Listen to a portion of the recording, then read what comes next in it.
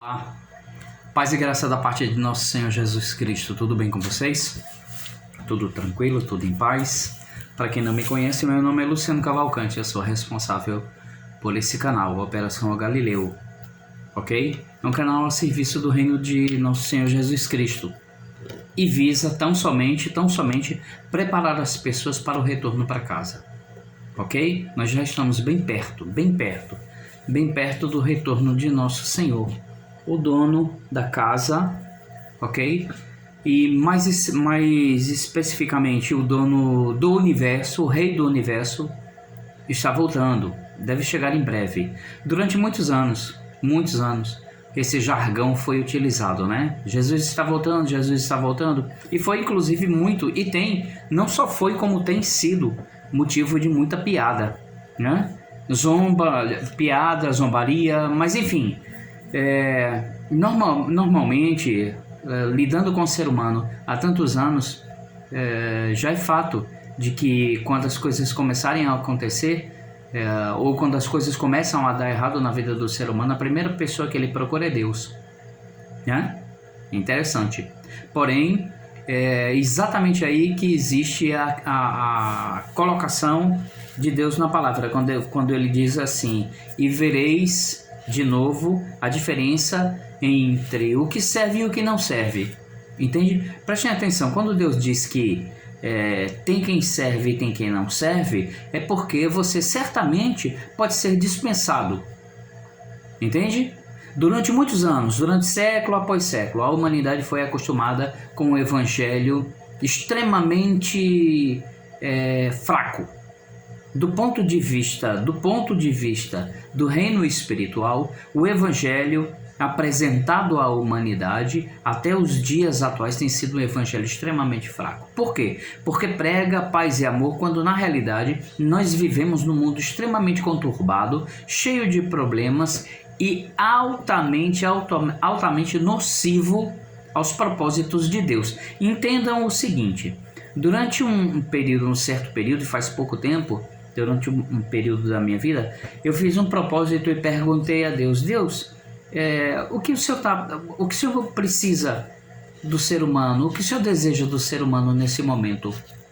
Eu não me recordo em que circunstância isso se deu, mas com certeza foi em uma batalha espiritual. E ele disse, após algum tempo, ele respondeu de forma enfática: do ser humano desta geração, a única coisa que me interessa é a minha partícula. Tão somente isso. Então, para Deus, a única coisa que Ele quer dessa humanidade é a partícula dele de volta. Que partícula? Bom, todo ser humano, quando vem a esse planeta, tem dentro dele uma partícula, uma centelha pequenininha de Deus. Parece surreal, não é incrível? É muito lindo, é fantástico entender isso. Que dentro de você existem inúmeras provas científicas disso, de que dentro de você existe uma partícula de Deus. Deus, na realidade, é uma inacreditável estrutura de energia que consiste em todo o universo. Deus está, quando eu via dizer no passado que Deus está em todo lugar, de todas as formas, eu não conseguia pensar bem a respeito, eu não conseguia entender, não fazia sentido, mas hoje faz sentido. Deus é uma massa de energia de uma proporção inacreditável, tão forte que consegue do nada, preste atenção, vá prestando atenção, veja se você consegue acompanhar o meu raciocínio. Deus é Luciano, qual a forma de Deus? Uma massa gigantesca de energia. Porém, essa massa gigantesca de energia precisa interagir com os seres que ele mesmo criou, como o ser humano, por exemplo. Eu sei. A palavra diz que nós fomos criados à imagem e semelhança de Deus. Isso não quer dizer que nós somos iguais a Deus. Nós somos criados à imagem e semelhança de Deus. A imagem e a semelhança de Deus é a forma que Deus encontrou e a que ele mais gosta de se apresentar. Porém, entenda o seguinte: esse mesmo Deus que se apresenta dessa forma pode se apresentar de qualquer outra forma que ele julgar necessária. E para que nós avancemos com relação a um assunto que eu havia dito no passado e queria explicar a vocês, afinal de contas, o que Jesus veio de fato fazer nesse planeta, envolvendo a questão de Judas, por exemplo, que é um assunto extremamente complexo, é impossível que você entenda se você não tiver o mínimo, e eu não me refiro à base teológica, porque teologia transformou-se num grande problema. Tudo em que o ser humano coloca a mão vira problema. Nós temos uma capacidade formidável de transformar coisas extremamente simples em coisas extremamente complexas e que invariavelmente terminam muito mal, como guerras, por exemplo. Entende? As guerras normalmente têm o seu início no mesmo motivo: orgulho, presunção, soberba, arrogância. Entendem? Todos os males da humanidade têm origem no mesmo cantinho: orgulho, arrogância e a mais absoluta falta de respeito e consideração a Deus. Se todo o entendimento que nós recebemos de Deus fosse usado para a civilização, para o propósito para o qual nós fomos criados, certamente nós viveríamos num planeta inacreditavelmente seguro e pacífico. Na realidade, o grande projeto de Deus, quando construiu esse planeta, era que ele fosse realmente um lugar seguro, tranquilo, de paz e tranquilidade. Porém, houveram problemas. Nós sabemos que houveram problemas, mas os problemas que ocorreram não ocorreram aqui. Os problemas que ocorreram aqui, eles foram posteriores, eles foram sequelas de problemas que já estavam acontecendo no campo espiritual, no reino espiritual, no reino de Deus, nas regiões celestiais. A briga na região celestial, as batalhas, as grandes batalhas na região celestial terminaram por terem os seus reflexos no nosso planeta. Por que tiveram reflexos no nosso planeta? É uma equação que teologia não explica. Não basta teologia para poder entender o que está por trás de tudo isso. O que está por trás de tudo isso é a mão de Deus, a vontade permissiva de Deus. O que está por trás de tudo isso é o campo espiritual. Entenda, tudo que nós vemos ao nosso redor, tudo que nós enxergamos com a nossa mente, são coisas extremamente frágeis e que tem início, meio e fim. Tudo tem início, meio e fim. Esta humanidade, ela já está fadada ao seu fim. Ela vai ter um fim. A própria ciência explica que daqui a bilhões de anos, este planeta deve se transformar em um novo Sol. E a partir daí devem surgir ao redor desse Sol uma nova galáxia, um novo sistema solar deve surgir. E assim vai caminhando a humanidade? Não, e assim vai caminhando Deus dentro do projeto dele de expansão do universo. Jesus fez uma colocação interessantíssima quando ele disse: o meu Pai trabalha até agora e eu trabalho também. Gente, o universo ele continua em constante expansão. Além de continuar em constante expansão, as batalhas continuam cada vez mais acirradas. Por quê? Porque Deus tem pressa em focar outros objetivos. Deus tem um universo para cuidar. Seria irracional achar ou reduzir Deus a uma proporção do tamanho do nosso planeta. Quando o grande problema da humanidade, repito, o grande problema da humanidade não é uma questão meramente teológica, vai muito, muito, muito além disso. O problema da humanidade consiste basicamente na falta de conhecimento de Deus.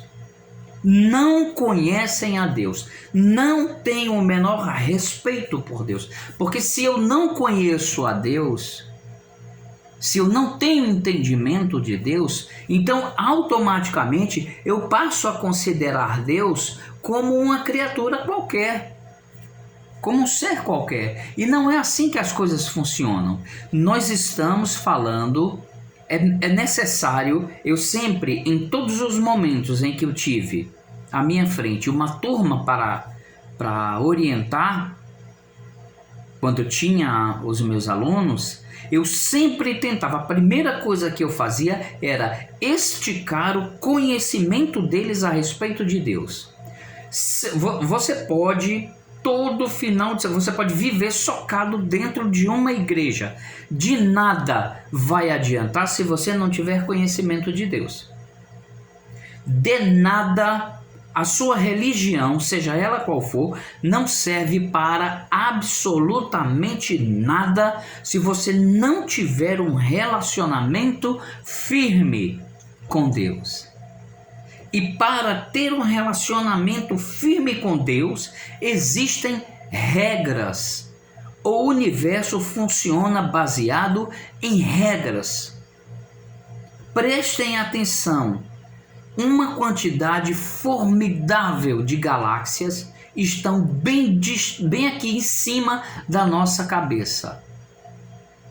O universo, quando a gente fala em infinito, nós não temos sequer, a nossa mente humana, ela não tem sequer a capacidade de raciocinar com relação ao que seja de fato infinito. De fato infinito. E eu cansei de fazer com os meus alunos exercícios para que eles pudessem pelo menos entender um pouquinho da proporção de Deus. Como? É possível entender? É possível sim. Repito a você, é possível conhecer a Deus? Amigo, meu irmão, minha irmã, é possível sim conhecer a Deus. E Deus se deixa conhecer.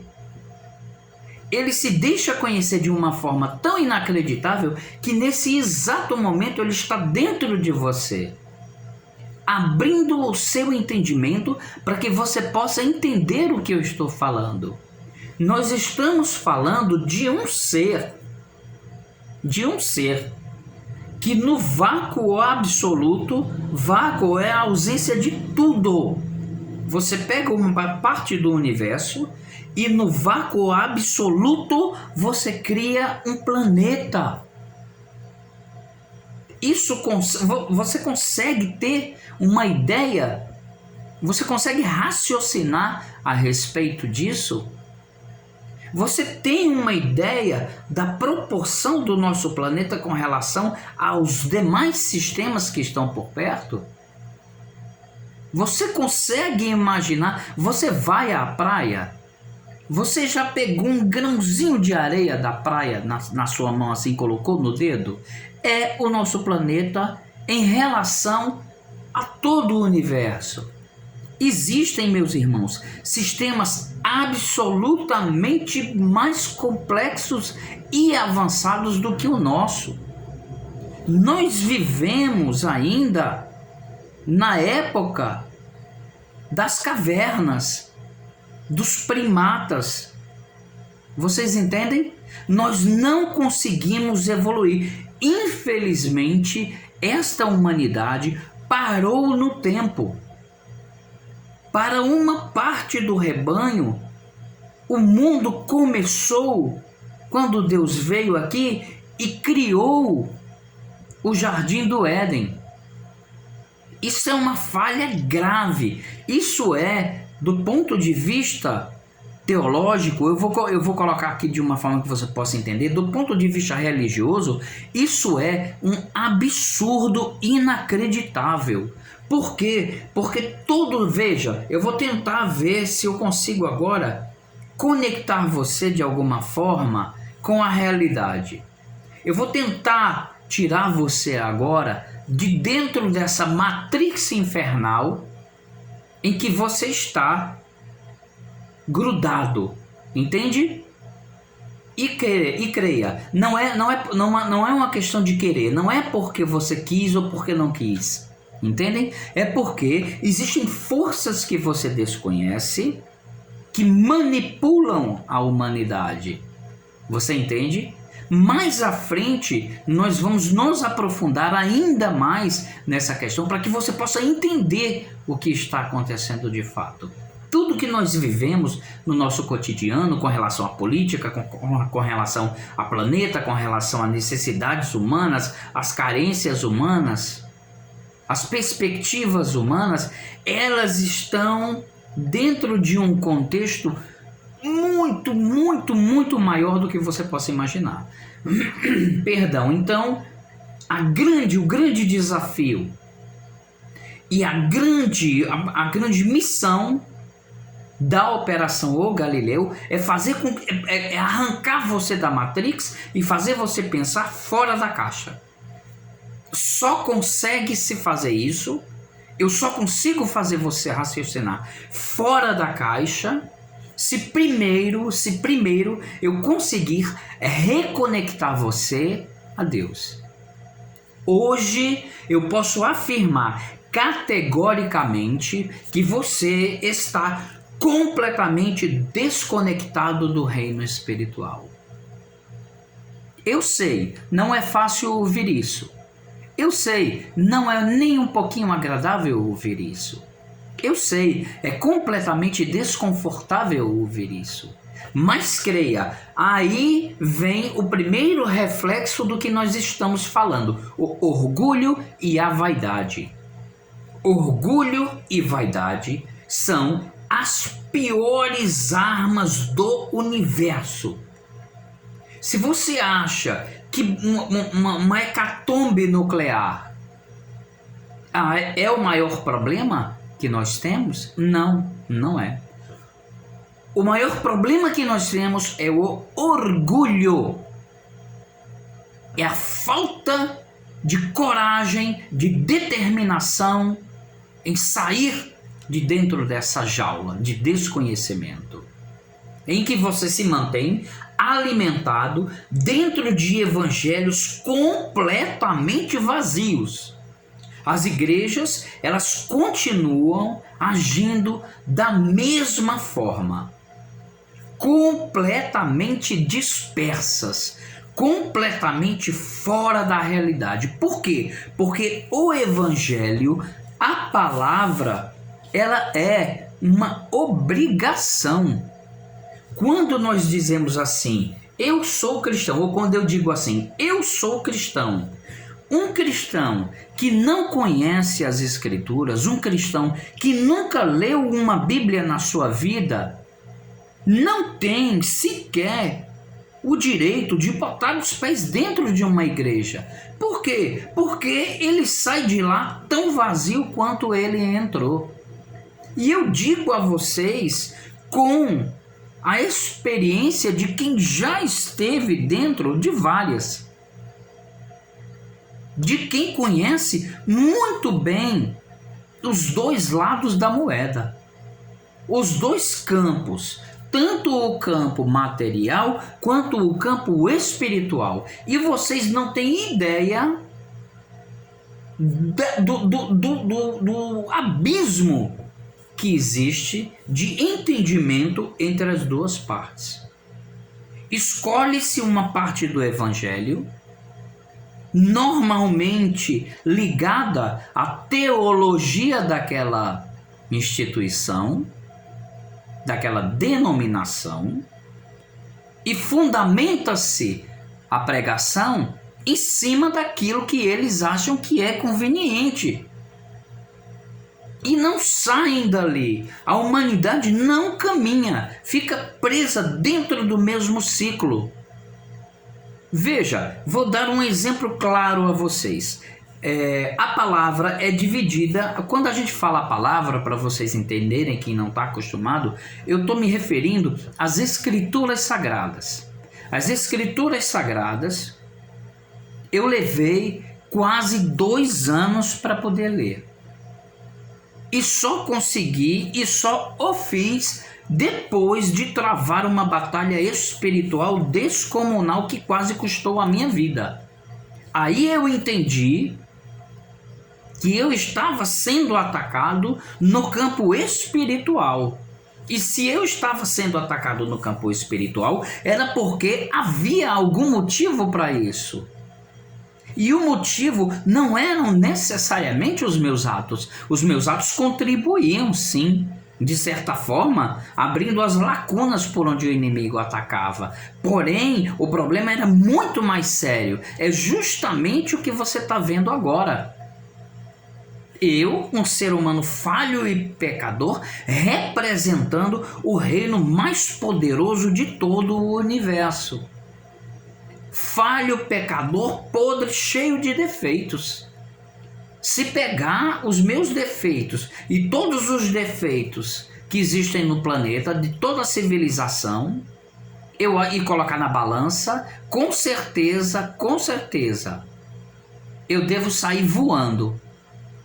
No mínimo. Por quê? Porque eu tenho noção de que tenho uma enxurrada de mazelas humanas que foram adquiridas neste planeta. Porém, me resta o consolo de ter recebido a graça, a dádiva de conhecer um ser inacreditável, um ser lindo, que vale a minha própria vida, valem todos os meus sonhos. Eu era piloto. Tudo bem, eu queria ser piloto. Eu deveria estar numa companhia por aí, como os meus amigos estão. Mas eu não estou. Eu deveria estar fazendo qualquer coisa, mas eu não estou. Eu fui escolhido para fazer uma missão, para concluir uma missão, antes de partir. E essa missão está sendo concluída, para que eu possa partir, pelo menos de cabeça erguida. Se vou entrar ou não no reino de nosso Senhor Jesus Cristo, aí tudo bem, é uma questão que compete tão somente a Ele. Porém, a missão vai ser concluída. Não importa se o império das trevas inteiro se levantar novamente, como tem se levantado. Eu enfrento, abri os olhos e eu enfrento o inferno. Se eu durmo, eu enfrento batalhas durante a madrugada. Se eu acordo, a rebordosa vem. Por quê? Porque existem regras, como eu já falei, existem regras no mundo espiritual. Quando eu intercedo por você e pela sua família, as minhas orações, elas são ouvidas por nosso Senhor. Por quê? Porque eu nunca entro na presença de Jesus, eu nunca entro na presença de Deus de qualquer forma. Eu sempre entro na presença de Deus como ordena a jurisdição celestial, que está muito, muito além da palavra. A palavra diz e faz menção em várias partes ao tribunal celestial. Nós seremos julgados no tribunal celestial. As demandas que eu faço junto ao conselho celestial, ao tribunal celestial. Tudo que me é pedido, ou todas as batalhas que eu só enfrento depois que eu entro com uma ação no reino celestial, no tribunal celestial. Então veja como nós estamos distantes de Deus. De repente, de dentro de uma igreja, de uma simples pregação, nós estamos falando em entrar com uma ação no tribunal celestial para que uma demanda espiritual seja resolvida. Sim, isso existe, de fato. E não fui eu que inventei, ou não é obra da minha imaginação. O tribunal celestial existe. Todos os seres que trabalham para o Evangelho sabem disso, ou trabalham com o Evangelho sabem disso. Deus já fez menção ao tribunal celestial. Jesus já fez menção ao tribunal celestial. E sim, ele existe. E sim, ele é atuante. Da mesma forma que o reino de nosso Senhor Jesus Cristo já existe. Ouve-se muito falar na Jerusalém Celestial. Existe. O reino de nosso Senhor Jesus Cristo existe. O tão chamado paraíso, né? E ele já foi inaugurado. Tudo que você entenda, tudo que você não conhece, vira dentro da sua mente motivo de contenda entre os dois lados, entre luz e trevas. O paraíso existe. Jesus tem tido um grande e formidável trabalho: criar moradas celestiais. Eu tenho a minha casa aqui, mas no reino espiritual existem moradas celestiais, mansões celestiais. O paraíso existe de fato. E, ao contrário do que muitos pensam, já foi sim inaugurado, e há muito tempo. Há muito tempo. E vou mais além. Vou bem mais além. Foi inaugurado com um arrependido, com um recém-convertido, com um ladrão que se converteu na cruz. Lembra? Vou refrescar a sua memória. Ainda hoje estarás comigo no paraíso. Você entende? Então, para onde Jesus foi, ele levou consigo aquele que havia se convertido com ele. E levou também, aproveitou para levar alguns outros que nós ficaremos conhecendo no decorrer do tempo. Então, ao contrário do que muitos pensam, haverá sim o arrebatamento. Tudo que está no livro de Apocalipse vai se cumprir, você querendo ou não. Porém, as moradas celestiais, as regiões celestiais já estão prontas. Já estão prontas. Pode ir lá para fora, coloca a cabecinha na janela, observa o universo e vê a quantidade infinita de planetas que já existem por aí. Você acha que aqueles planetas estão ali só por sua causa? Não estão não. Fazem parte de um complexo gigantesco plano de Deus, pessoal de Deus. Vocês entendem? E depois eu vou falar um pouquinho com vocês para que vocês possam entender a questão da vinda de Jesus, como eu tenho falado e repetido diversas vezes. Mas não adianta falar e repetir diversas vezes aqui sobre a questão da vinda de Jesus se você não tiver o mínimo de conhecimento sobre Deus. E o mínimo de conhecimento sobre Deus começa. O grande início, o grande desafio é você começar a ler a palavra. Vai para a igreja, ora, comunga, sai de lá e continua agindo como um animal maluco, doido, como desequilibrado mental, fora de controle. De nada adianta. Prestem atenção. Prestem muita atenção no que eu vou dizer a vocês. Nos tempos de Noé, apenas Noé e um pouquinho dos seus foram salvos. Todo o resto foi exterminado. E quando eu falo todo o resto, na época do dilúvio, quando eu falo todo o resto, você precisa parar para raciocinar. Hoje é domingo. Todo mundo foi à igreja. Todo mundo frequentou um templo. saiu de lá com aquela pregação na cabeça, na mente que recebeu. Mas eu te convido a um desafio completamente diferente. Eu estou colocando você às portas do reino de Deus, de fato, com a autoridade que me foi concedida, com a missão de colocar você frente a frente com o Criador. É possível? É possível. Mas só vai ser possível se você cumprir tudo que está nas Escrituras. E o primeiro passo que você deve dar para conhecer a Deus é ler as Escrituras, conhecer as Escrituras. Lembre-se, eu vivo falando para vocês a mesma coisa, de forma repetida.